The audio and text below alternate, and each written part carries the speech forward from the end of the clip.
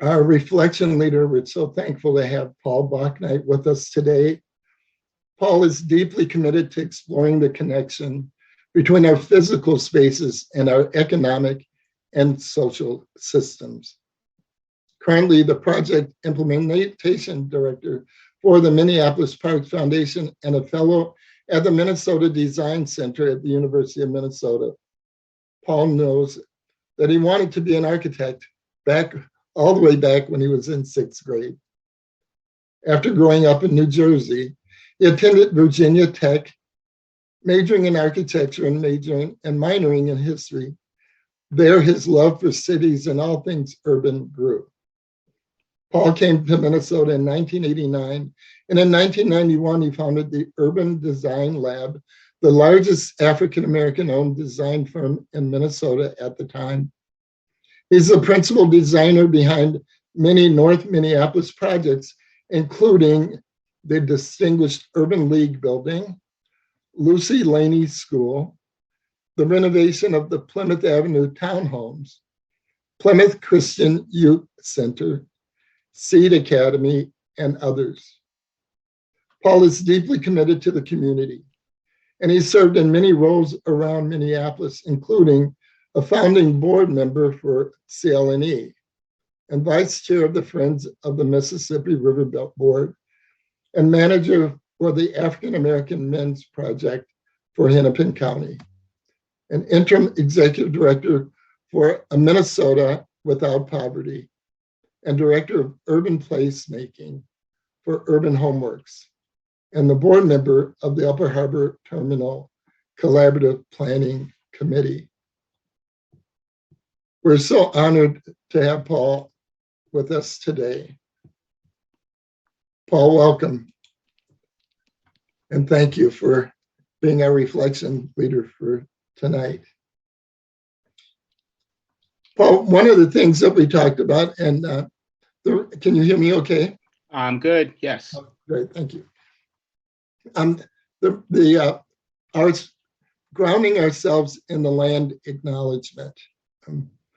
A big part of what we talk about in your work is a greater understanding of the relationship of land and identity. Can you share a little wisdom and your knowledge and background from an architectural background and history? Sure. Well, again, thank you, Pastor Kelly, and good evening, everybody. It's a little humbling to sit here and listen to someone read your bio, but it's my pleasure to be here with all of you. And hi to Mom and Terry and Priscilla in New Jersey and Memphis.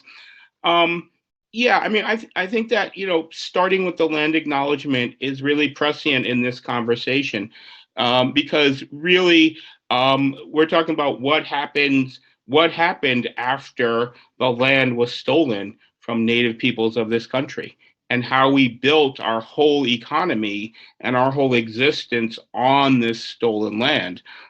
We have to remember that the foundation of the United States is on this conquest of indigenous peoples, and then on the building of the greatest, capital economy that the world's ever seen, from enslavement. And land is the reason we were able to do that. I mean, without land, you can't farm. So land is the driver for how we built this country. And if you remember, your history, when the Declaration of Independence was developed, you had to be male, white, and a landowner to vote. So land is how we have defined how we see the country, how we see ourselves, and this whole idea of how we operate here in America. So it's extremely important. It's something I think we take for granted a lot, but it's extremely important to how we see the country. So when I think about land and art and design, and I look at it and how does it reflect who matters? In terms of, and I find that that's something that you often are kind of talking about. Yeah, I think that's a great question.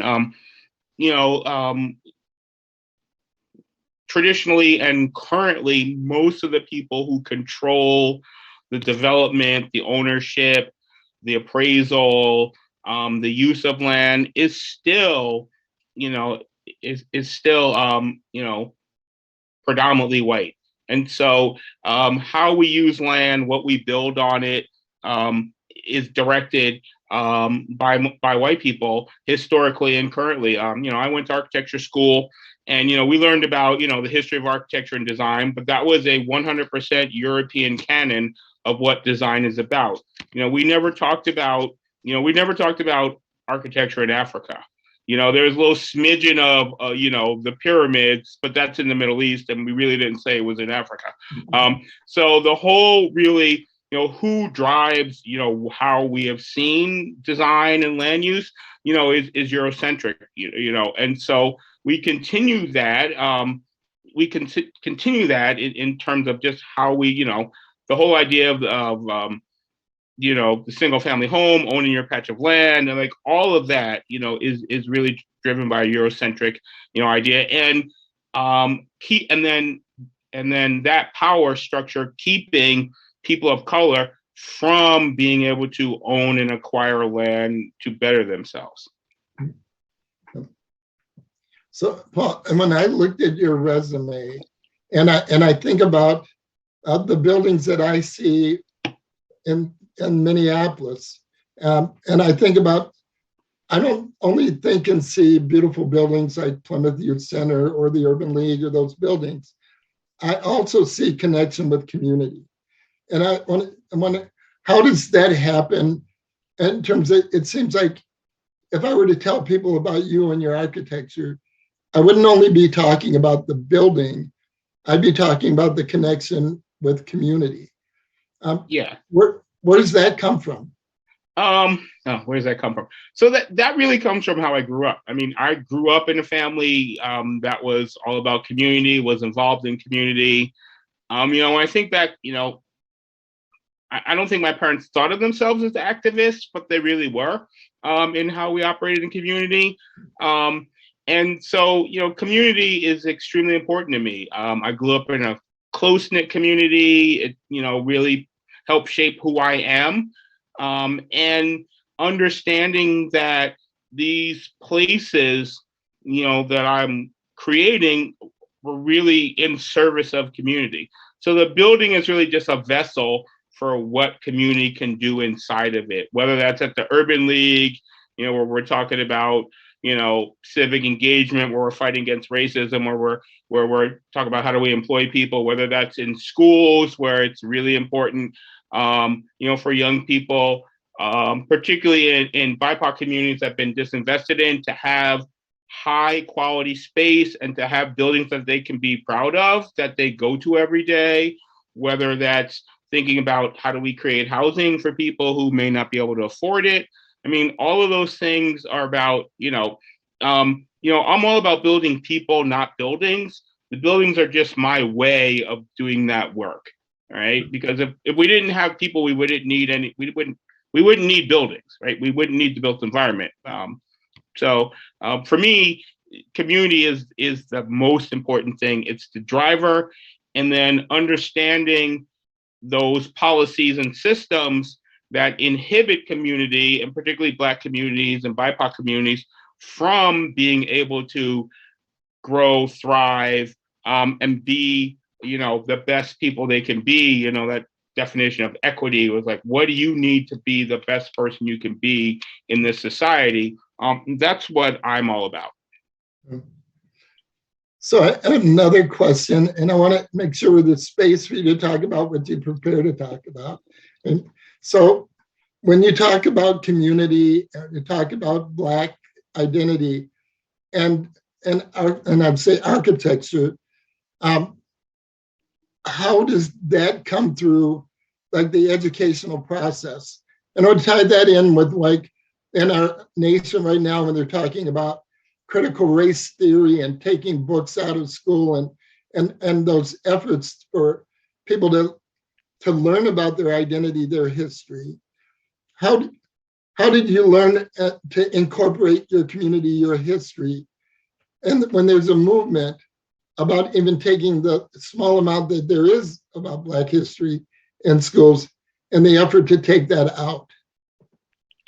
So growing up, Black history was important in our household. So, we had that foundation. Um, you know, Going to school, we talk about college and architecture. It wasn't like we were talking about the impact, the influence of a variety of design, as I talked about earlier. But for me, that was important. So, I took it upon myself to continue to learn and educate myself on those different types of, on the impact of cultural space. And a pivotal moment in my architecture career was, probably like 26, 27 years ago. The state was developing a memorial to Roy Wilkins on the Capitol Mall, which was and is, I think, the only memorial to a Black person on the Capitol Mall. And I was on the selection panel to choose the artist who was going to do this project.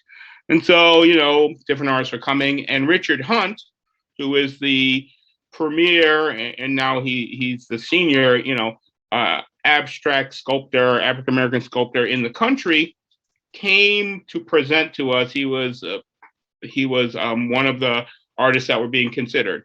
And Richard Hunt said something that, I'll always remember. He talked about Black space, and no one had ever said Black space to me, and I'm really an architectural junkie, right? Like, architecture, like, I went to architecture school and pretty much, stayed in the studio every day, slept on the floor every night working on architecture. So I was like, look, like, no one's ever said Black space to me. And he talked about this whole idea about, well, if you don't have the ability to control space, you can't make it about yourself.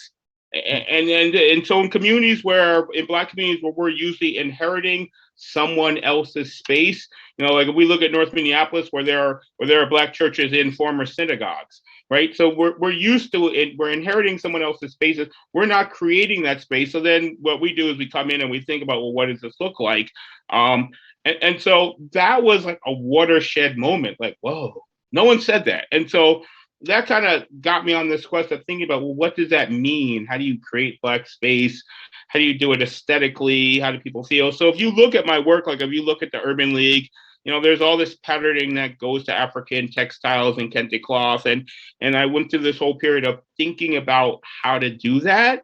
And then just recently on a webinar about Black design and Black space, this Black designer said, whatever I do is centered in Blackness because a Black man made it. And that was another like, wow, like, oh, that's deep, right? Because he was like, I'm bringing all of who I am, all of my experiences of existing in the world, in this culture as a Black person, he's a graphic designer, to the work I'm doing. And that was another one like, wow, I hadn't thought about that way, but it's right. Like, yeah, I'm existing in the world, as a 60-year-old Black man, and I'm bringing all the stuff that I've experienced and how I see the world and how it's seen me, how it's impacted me on the work that I do.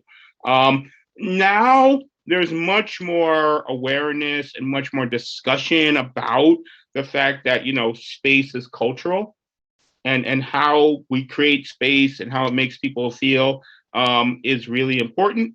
And since the murder of George Floyd, there's been an even bigger discussion as we have unrest and we think about how do we recreate, communities that have been, burned, et cetera. Like, what does that mean? So there's more awareness of that in the architectural design profession now than there certainly was when I was in school or when I was early in my career. Well, we have about 15, 20 more minutes. I would love it if during this time you could teach us more about space, Black space and relationship. So, so I already talked about the foundation of the country, and I think that that's really important, and just to give people like some real numbers. So like the impacts of slavery on commerce were monumental. And that's important to know our history because, if we didn't have that commerce, we wouldn't be where we are. So in 1850, there were 3.2 million slaves in the United States, and they had a market value of $1.3 billion, right? And so I'm going to repeat that. There were 3.2 million slaves, and they had a market value of $1.3 billion. Now, that's in 1850. I'm not smart enough to calculate what $1.3 billion in 1850 is in today's money, but suffice to say, in 1850, $1.3 billion is a huge amount of money. Um, but the more important part about that is like not only the economic part, but for slavery to work, it's a whole system. And then, slaves couldn't own any assets, or they couldn't benefit from the labor, and they couldn't own any land. And free Black people, the few that were out there, they couldn't own any land either. And really, if you're thinking about this time period, how you participated in the economy, pretty much you did some kind of farming or whatever on land. Yeah, there were some merchants and other people, but the majority of people were doing something that was driven by them being on the land, by them owning land or participating in it. So that's huge in terms of that. So, we think about, okay, after the Emancipation Proclamation, I think most of us know the whole idea, the whole story, the history of, slaves getting 40 acres and a mule, and which amounted to about 400,000 acres of land, which was really a true reparations strategy. I mean, that whole strategy was, and the fact that you needed land goes back to the fact that if you didn't own any land, surviving was really hard.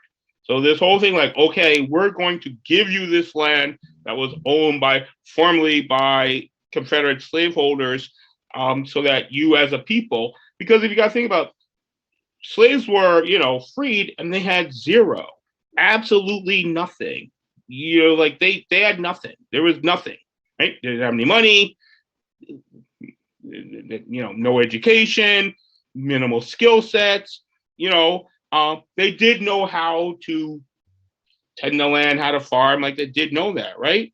But the reality was, okay, in the South, they're like, well, if we do that, that's going to devastate the economy, because the economy was based on free labor. But just that 400,000 acres of land, if it had stayed and Black people had continued to own it, it's worth about $640 trillion in today's money. So when we talk about wealth gap, and when we talk about inequalities, and the ability to start businesses, sustain things, like, this is directed to, well, you didn't own any land that you could value. And that's like really important, to today when we talk about who owns houses and, the gap in home ownership. We're a country that's built on, okay, home ownership is a critical component of how you build wealth. You buy a home, you keep it, you build equity in it. You may sell it, or you can use that equity, you pass that wealth down to your children and grandchildren. I mean, like, land and home ownership is built into how our country exists. And that was, Black people were deprived of that right for so long, and continued. And thinking about how that worked, and this is like one of a huge policy that happened in America. So the Homestead Act was this westward expansion idea, and it was giving away land. It was giving land away to people if they agreed to homestead it. It was signed into law by President Lincoln in 1862, and pretty much they were giving away public land.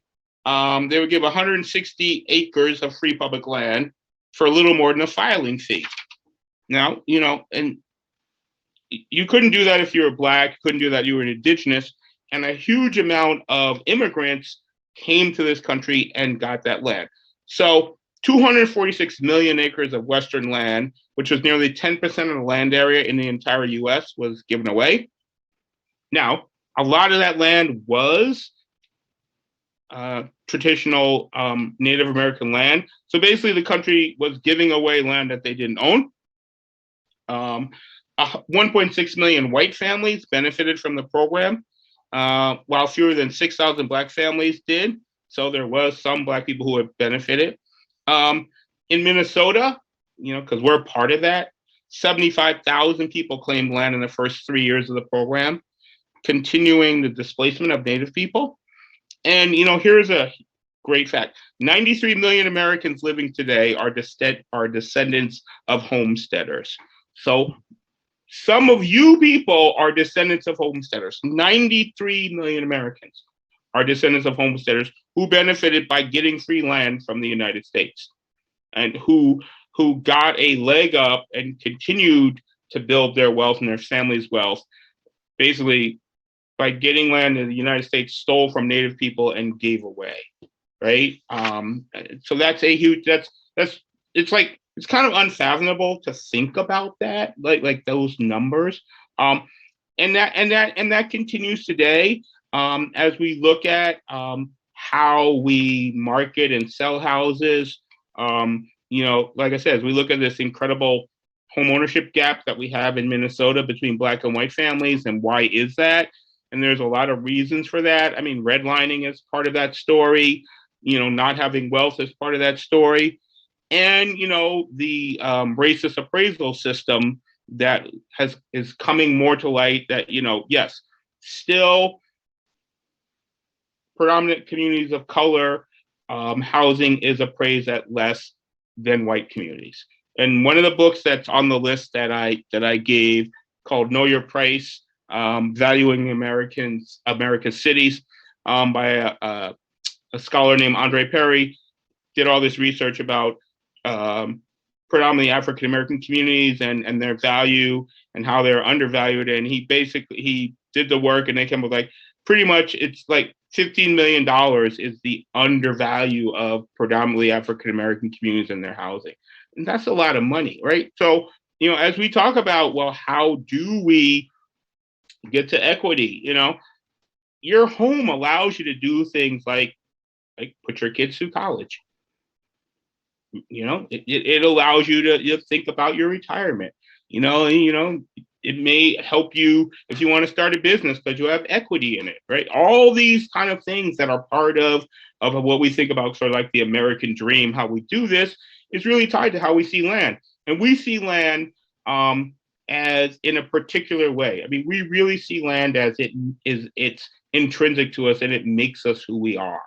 And that's really important. So, people talk about, well, there's just something special about owning a home. You don't want to rent. All those things really come from this history of how land has been sold as a way to give you uniqueness. And then we're in this continual, how do we do that? And environmentally, the single family house is like one of the worst land uses you could ever come up with. I mean, if we want to talk about the environment, one house on a lot for 3 people, it's not good. But it is, and it's economically, I mean, our country, like you all know, you own houses. What do you got to do? You got to buy a washer, you got to buy a dryer, you got to fix it, you got to buy a shovel. All of this stuff is tied to it. So when homeownership goes way down, the economy goes down, and they talk about people aren't buying houses or whatever, it's because there's all this money tied into it, right? So we're not going to get rid of it because, there's a whole lot of people who are dependent, and our economy is dependent on home ownership. On the flip side of that, if we don't get the appraisal system and how communities of color's housing is valued, you can't build any wealth if your house is undervalued, intentionally. Right? So that's a really big deal. Right? So we tell people you should buy a house, and yes, and then they buy a house in a community they want to. Sometimes they can't buy a house in the community they want to, but they buy a house there, and then it's undervalued, and so they're losing value on this thing that's supposed to help them get to a better place. So these are the policy issues and the systemic issues. if you do your homework about redlining, you'll see that, the real estate industry was a partner in redlining, and actually it was written into the real estate industry's guidelines, whatever, that, okay, yes, we are not going to sell these houses to Black people, or at times Jewish people, other people. I mean, in Minneapolis, we all know about the covenants. We all know about the how houses, particularly around the lakes and other parts of Minneapolis, were totally forbidden for people of color to own or live in, and the racial covenants. So all of this is part of the DNA of our country. And as we continue to work on, and as we continue to diversify as a country, we're going to have to continue to think about, well, how do we see land differently, and how do we get over this idea that if you're not a landowner or a homeowner, maybe there's something wrong with you. So we need to think about that. Paul, I think, yes. I want to co-sign with what you're saying, that it's not just real estate, but also public policy. Yes. Can you say something about the map from 1935 that defined neighborhoods? Like, sure. Yeah, please. So it is, a lot of this is public policy. So, these maps that were drawn up by the Home Loan Owners Corporation, I think that's the right one, were developed to say which neighborhoods were worth investing. So before, and this is a good point, take it, Pastor Kelly, before the federal government said we will insure builders and the mortgage industry to mortgage houses, very few people, not nearly as many people, own their home. It was a lot harder. We didn't have the 30-year amortized mortgage. So you had to put a lot more money up front, and you had to pay off your house a lot quicker, right? And there was this real housing crisis, actually, going into World War I, coming out, and definitely coming out of World War II. And the government said, okay, we have to fix this.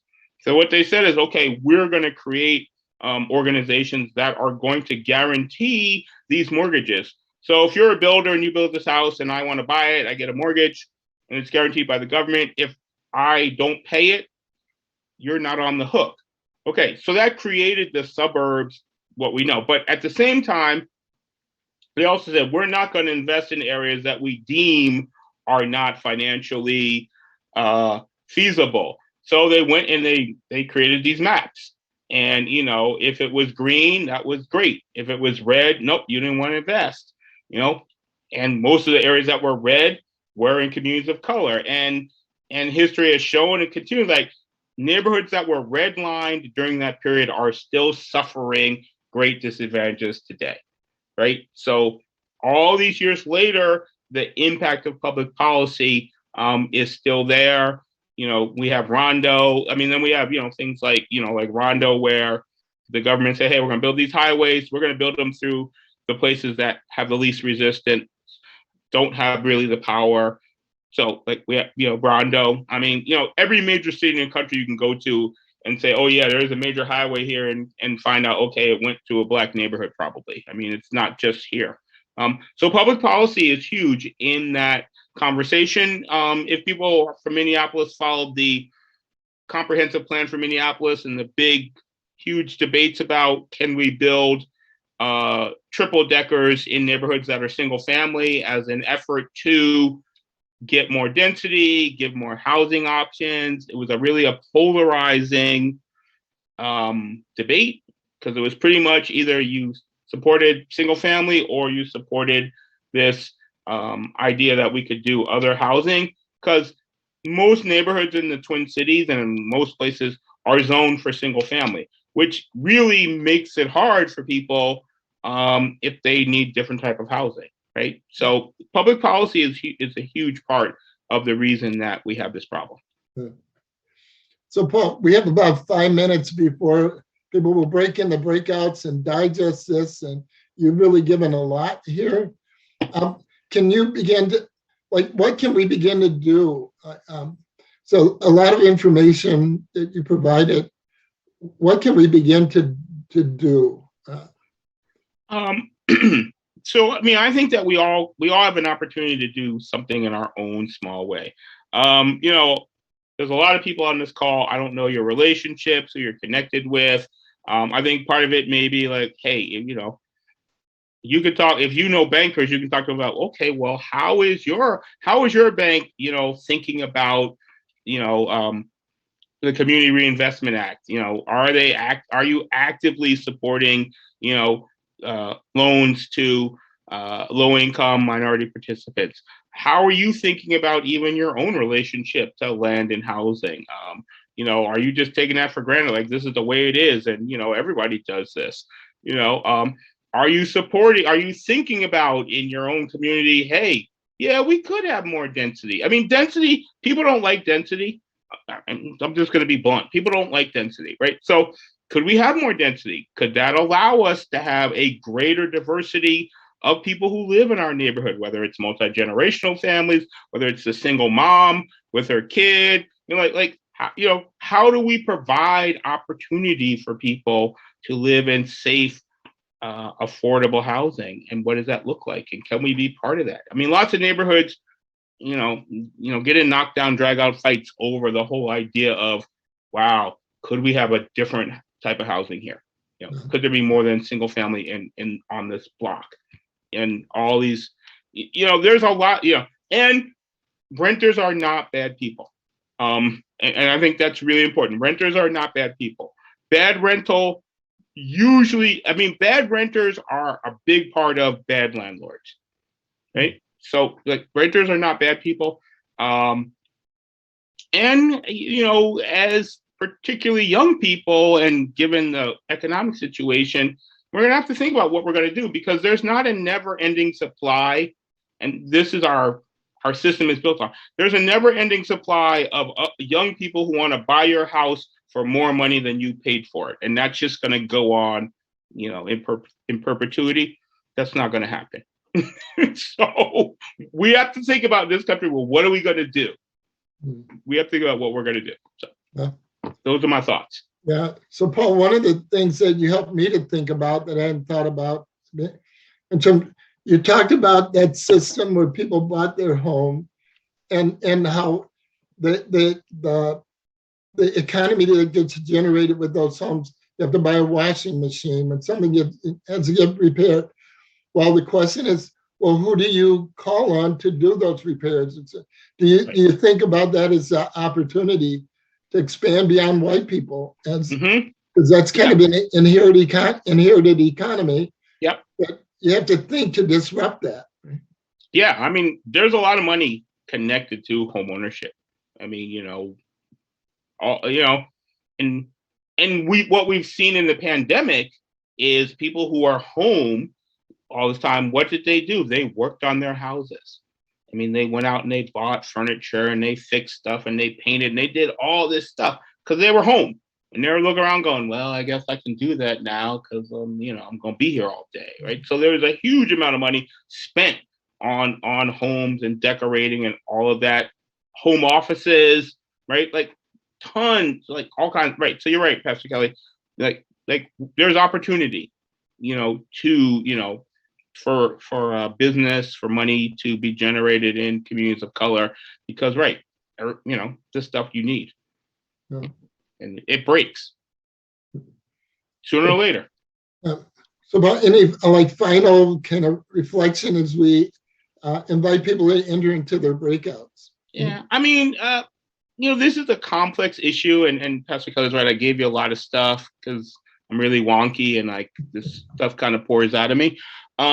However, you know, what I hope is you think about is just, you know, it's an opportunity to talk about just how you see this and what your situation is, and you know, how you're thinking about it going forward, and you know, what you're talking to your kids and grandkids about in terms of land and what that means, and how we see it in the United States.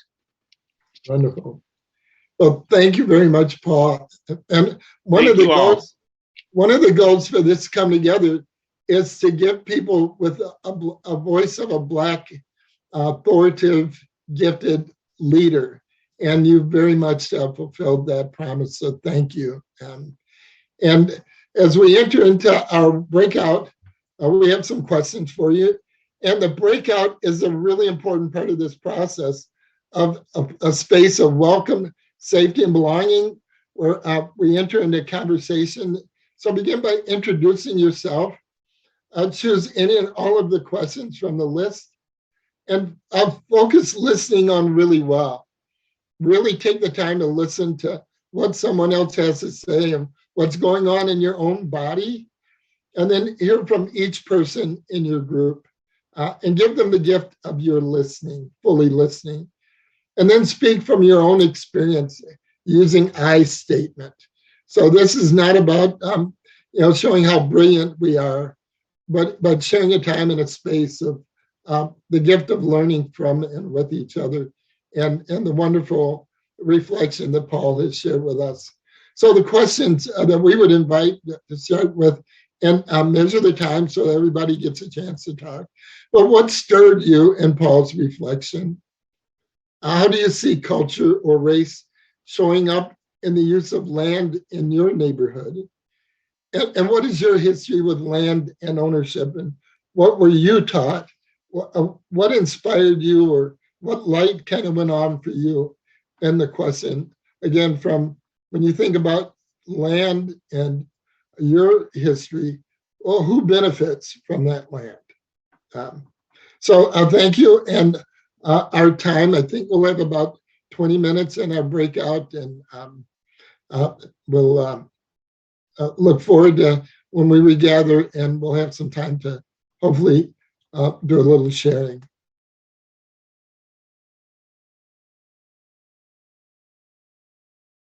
Okay, I wasn't that good. There must be some question. And Paul, if you have a question to engage our community, that's somebody raised their hand. Yes, Patricia. Good evening, Patricia. You're muted, Patricia. You should be able to unmute yourself now. No, yeah, the host was muting us. Yeah. And I see Pam raised her hand as well. Yeah. I'm just wondering, Paul, what's a tangible next step that we can support? I mean, is it density, high density housing? Is it real estate, realtor practices? Is it, what policy would make a difference in the neighborhoods that make up, say, Minneapolis? So that's a really good question. So we already have in Minneapolis, in the last comprehensive plan, we do not have, they changed it that, we do not have predominantly single family zoning across the city. So you can build a triplex on a single family lot now, which you couldn't. However, if you are paying attention and you drive around Minneapolis, you're not seeing a whole lot of triplexes being built in single family neighborhoods. So if in your neighborhood, you could talk about, hey, there's an opportunity for us to support that kind of work. You could support, the numerous affordable housing providers in Minneapolis, PPL, Urban Homeworks, PRG. There are a lot of people out there doing housing work. You could talk to your city council member and ask them, hey, what's the city doing to push getting more density in neighborhoods now that our comprehensive plan says that? I mean, that's an easy one. You could, and this gets messier. You could be talking to your state representative about, well, how is the state thinking about, funding for housing or for infrastructure?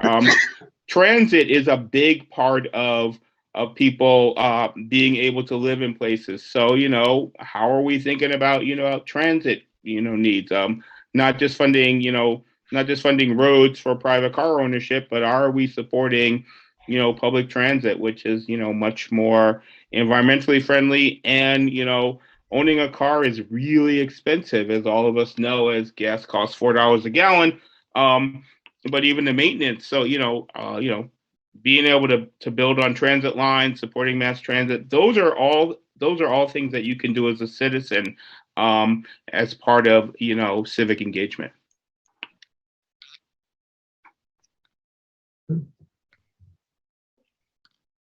Was it Pam? We had someone else who Yes, Patricia Pam. noted. Yeah, she Yes, hi.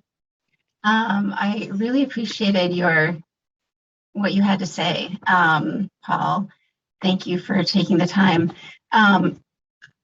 As I think about housing, it's unattainable for people who do not earn a living wage. And there are so many people, so much employment that is not valued. And people are not gainfully employed, and and they're not valued in terms of themselves, right? I mean, we have some very toxic environments that people are working in, and they don't get insurance and all of that. So how do we work on both of those things and many other issues and policies? But for me, I really struggle with like which thing, and I know you can tap into anything and all of it's good. But yeah, how do we hold all of those things and move forward, balancing those priorities? Okay, so first I'll just say generally, like you're all constituents, right? And so, calling on your elected officials about what's important to you and what you want to see changed is really important, because they respond to their constituents. Right? So I think that's for everybody. Hey, if there are things that you're like, yeah, this needs to change, it's a policy issue, whatever, constituents are important. So that would be one. I think the other thing is, you're right, there are a lot of things. I think it's like which are the ones that you're passionate about that drive you, so if you're saying, hey, I really see that, people not being able to earn a living wage is something I want to focus on, then I think you say, okay, that's what I'm going to do, because we all can pick what lane we want to be on in the revolutionary highway, and where are you most effective, what drives you most, and then you start to look and see, like, okay, who's working on this issue, what groups can I join in, how are they doing this, and then also being honest about, well, how do you want to participate, because there's this like big broad range. Not everybody's going to march, so you're like thinking about, well, what is that? But I think you're making a really good point that the ability to earn a living wage is critical to be able to afford safe, stable, decent housing, and that we don't value lots of work, and we're not paying living wages, and so I think that's definitely a critical issue, and organizing around that is really important. So you could be part of that, or like I said, other issues, which could be transit, which could be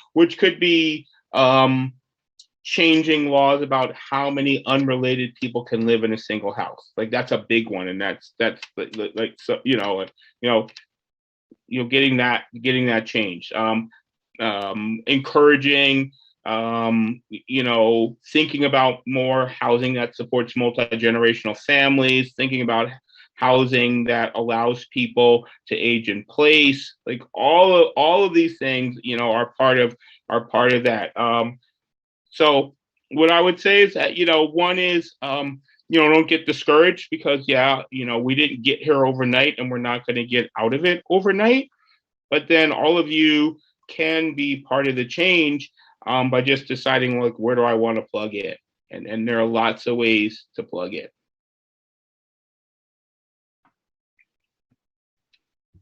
Do we have anybody else with a hand up? Because I've got a question from the chat.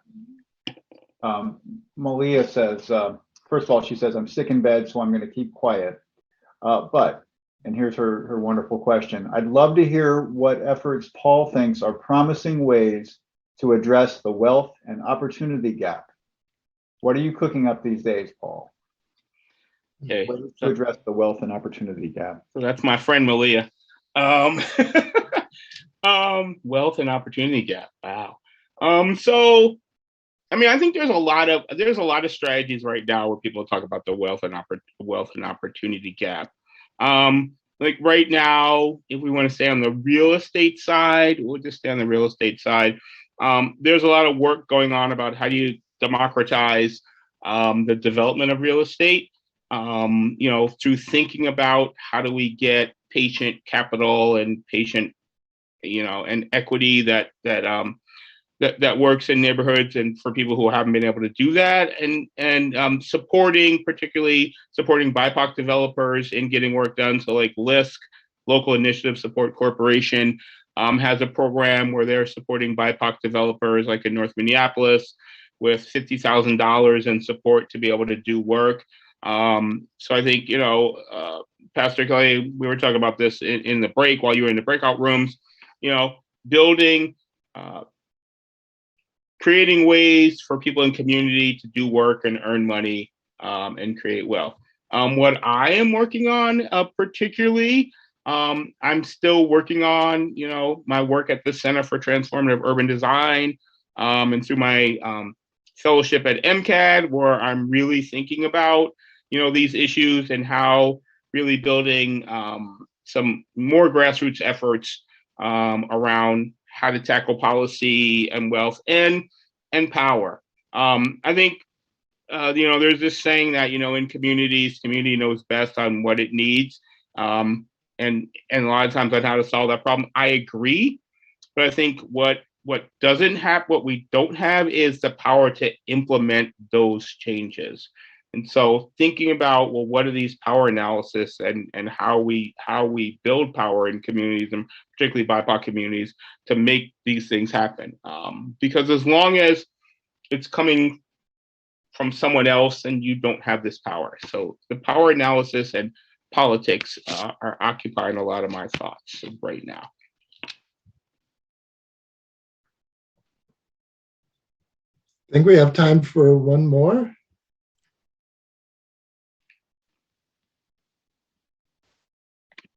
Randy has his hand up. Randy, you want to unmute yourself? Yes, thank you. It seems to me, with respect to land use and generational wealth and just basic justice, that we could look at, you think back to the GI Bill, and it was a way of, you might say, compensating folks who had served our nation in war. Why not create a form of reparations that would provide a beneficial and helpful terms for purchasing real estate, in particular housing, for folks who have been harmed by the legacy of slavery and Jim Crow and white supremacy and all the rest. I think that's, there's been a lot of talk about reparations and how, and actually okay, I'm going to get this city wrong. Where the heck is it? Okay, I don't remember where it's at. But there's a city in the United States right now. Evanston. Thank you. I knew it was in the Midwest, but in Evanston, Illinois, where they're doing that very thing, right? Where they're saying, okay, we are going to, as part of reparations, support people buying these houses. So that's on a very small scale. I think that's doable. Well, I know it's doable. I think the question is, in this country, do we have the will to do that on a large scale? And that gets down to the political side of this, right? Can we deliver this? We know, because we're watching the country, like during the pandemic, what did we do? We printed a whole lot of money and gave it to people, right? And no one said, hey, I'm worried about debt. I'm worried about any of this. They just said, we need to do this. We're going to get this money out because the economy needs it, right? And no issues. So the reality is, yeah, we know how to do that. There's not the political will yet to do that on a scale large enough. The reparations question continues to come up, year after year. But yeah, I agree with you, because the GI Bill, yeah, was clearly, I mean, America created the middle class. It did not evolve organically. The government created the middle class by programs, low cost housing, loans, GI Bill, all of that stuff. So yeah, we could do that. And all you good folks have to pester your elected officials to make that happen. Which, given the state of politics, is more than a notion, as my mother would say. And I saw one quick question in the chat. Somebody asked me about parks and public spaces. Yes. Yeah. So I'm the project implementation director at the Minneapolis Parks Foundation. And we're the philanthropic partner to the park board. Since I've been there, my push, my mission there is to get us to think about parks as not nice green islands, but as part of the total urban ecosystem of our city of Minneapolis. And how can these great spaces and places, because we have a great park system, how can they support equity? How can we think about them more as just recreation? What does that look like? How are they more inclusive, which means thinking about how everybody uses them, not just how traditionally they've been used in mostly Eurocentric ways. So, more gathering spaces, more family spaces. But, parks are something that everyone agrees on, really. So it's not really usually a battle. And they're places people come to. Bringing people together to get them to know each other, just like what we're doing right here, right now, is a great way to think about how to solve other problems. And so for me, we can't have a great park system if they exist in a city that has all these incredible disparities between Black and white people. So we have to get out of this. They're just nice, great spaces, because you can go to the park and nature's good, but if you're worried about, your job or your kid or school or safety getting there, you're not getting the benefit of the park, right? So we have to deal with that too, and the parks have to be part of that whole solution. Well, thank you, Paul. Thank you, everyone. Thank you for a wonderful evening again. And Paul, your kind of concluding comment again raises the question of who benefits, right? Who benefits from our parks, who benefits from our land. And so collectively, as we come together to think again, so thank you again, Paul. Thank all of you.